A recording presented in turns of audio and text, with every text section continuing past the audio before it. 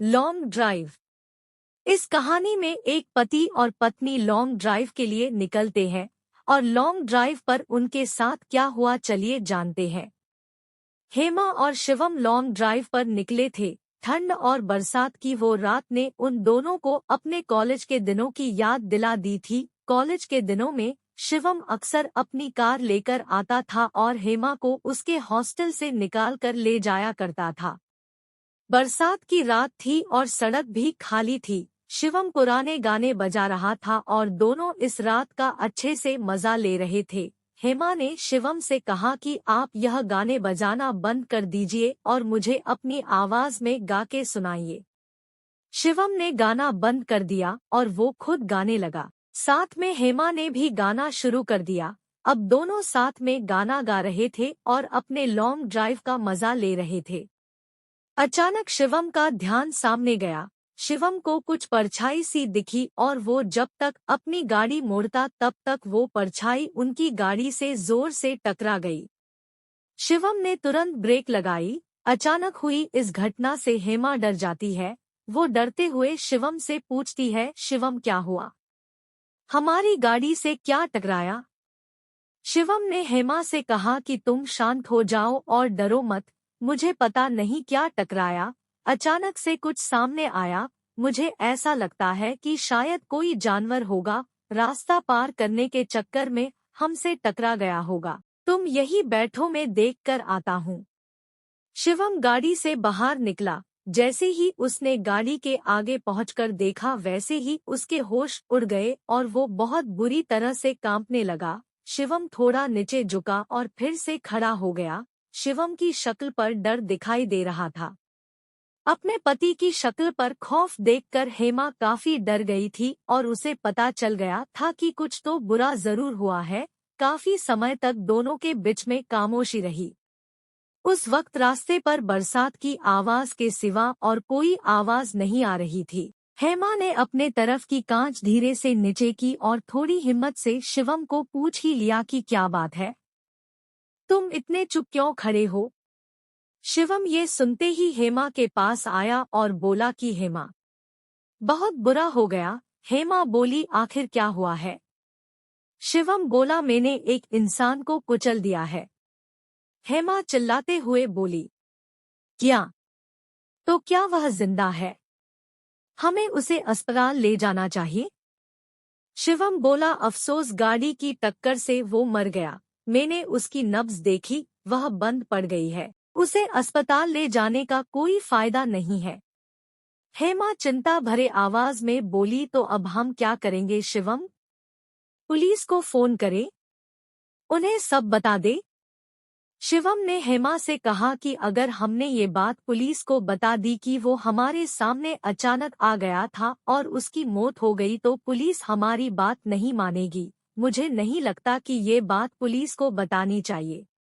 Police इस case को सीधा ड्राइविंग में लापरवाही बताएगी और अगर इसके परिवार वाले हुए तो वो भी हमसे पैसे निकालने की पूरी कोशिश करेंगे। बरसों कोर्ट के चक्कर लगेंगे और पैसे जाएंगे वो अलग। मेरे एक दोस्त से साथ भी ऐसा ही हुआ था। हेमा ने पूछा, तो अब हम क्या करेंगे? शिवम ने कहा कि हमें जल्द से जल्द इस लाश को ठिकाने लगाना होगा। हेमा ने शिवम से कहा कि अगर पुलिस हमें इसे ठिकाने लगाते हुए देख लेगी तो हम बहुत बुरी तरह फंस जाएंगे। शिवम ने हेमा से कहा, तो फिर अब क्या करें? इसकी लाश को यही छोड़ देते हैं। अगर पुलिस को कोई सुराग मिल गया हमारे खिलाफ तो क्या करेंगे? रुको, मुझे एक आइडिया आया है। हेमा ने कहा, जल्दी बताओ। शिवम ने कहा कि बारिश हो रही है, इसलिए इस गाड़ी के टायर के निशान गायब हो जाएंगे। इस व्यक्ति के खून के निशान भी गायब हो जाएंगे और कोई सुराग भी नहीं मिलेगा। हम ऐसा करते हैं कि इस लाश को कहीं दूर ले जाकर डाल देंगे। जब पुलिस को इसकी लाश मिलेगी तब वह हमें किसी भी तरह नहीं पकड़ पाएंगे क्योंकि कोई सुराग ही नहीं बचा होगा। हेमा ने कहा, अच्छा ठीक है, अब चलो जल्दी हम मिलकर इस लाश को डिक्की में रख देते हैं। दोनों ने मिलकर लाश को डिक्की में रख दिया। शिवम ने गाड़ी चलाना शुरू कर दिया और वो बड़ी तेजी से गाड़ी चला रहा था। हेमा ने रास्ते में शिवम से पूछा कि तुम इस लाश को कहाँ छुआने वाले हो?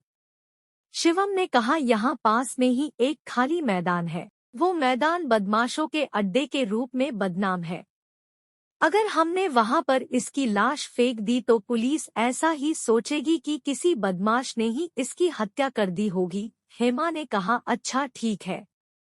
शिवम ने आगे मोड़ पर अपनी गाड़ी मोड़ ली और वह उस नए रास्ते की ओर जाने लगे। कुछ और आगे जाने के बाद शिवम और हेमा उस मैदान के पास पहुंच गए। लेकिन वहां पर पहुंचते हुए ही शिवम ने सामने देखकर बोला, ओह शीट!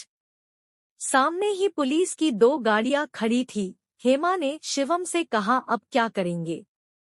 शिवम ने हेमा से कहा कि तुम डरो मत, हमें बस पुलिस के सामने ऐसे ही बर्ताव करना है जैसे कि हम एक रोमांटिक सैर के लिए निकले हैं। हेमा ने कहा, अच्छा ठीक है, हम बिल्कुल ऐसे ही बर्ताव करेंगे। शिवम गाड़ी आगे ले गया और पुलिस ने उसको रुकने का इशारा किया।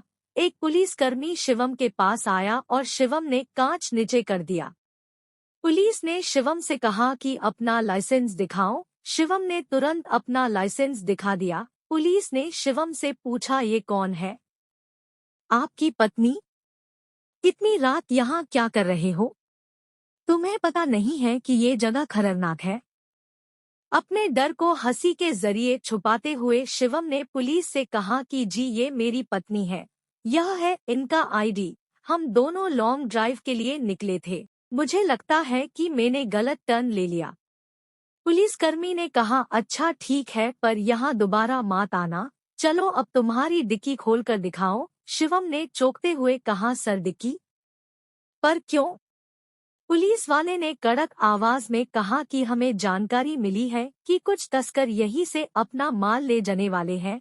हमें जांच तो करनी पड़ेगी। चलो गाड़ी की डिक्की खोलो। ये सुनकर हेमा और शिवम के पसीने छूट रहे थे। शिवम चाबी लेकर गाड़ी से उतर गया। हवलदार टॉर्च लेकर खड़ा था। शिवम बहुत परेशान हो रहा था पर उसके पास और कोई चारा भी नहीं था। शिवम ने चाबी लगाई और डिक्की खोल दी। हवलदार ने डिक्की में टॉर्च मारी और चिल्लाकर कहा, साहब डिक्की में कुछ नहीं है, खाली है। ये सुनकर शिवम हैरान रह जाता है कि आखिर ऐसा कैसे हो सकता है।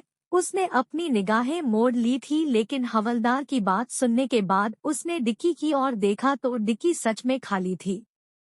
शिवम को पुलिसकर्मी ने कहा, ठीक है सर, आप जा सकते हो। शिवम सीधा जाकर गाड़ी में बैठ जाता है। वो कुछ नहीं बोला और दोनों निकल गए।